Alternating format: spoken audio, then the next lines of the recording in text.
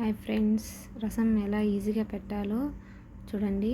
ఇక్కడ చూపించిన ఇంగ్రీడియంట్ తీసుకోండి. మిక్సీలో అన్నీ వేసుకొని గ్రైండ్ చేసుకోవాలి.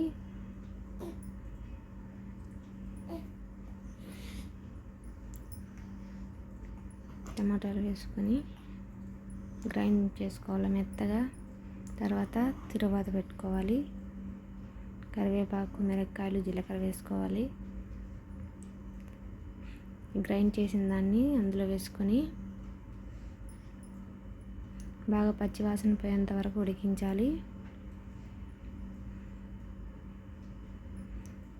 అందులో పసుపు పొడి, ఇంగువ, రసం పొడి వేసుకొని బాగా ఉడికించుకోవాలి. రసం చాలా బాగుంటాయి. వాటర్ తీసుకొని సరిపడేంత వేసుకోవాలి. తర్వాత టేస్ట్కి సరిపడా సాల్ట్ వేసుకొని బాగా ఉడికించుకొని కొత్తిమీర వేసుకుంటే చాలా బాగుంటుంది ఫ్రెండ్స్. ఇప్పుడు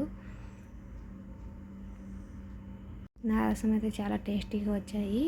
మీరు ట్రై చేసి ఎలా వచ్చాయో నాకు కామెంట్ చేయండి. Thank you for watching.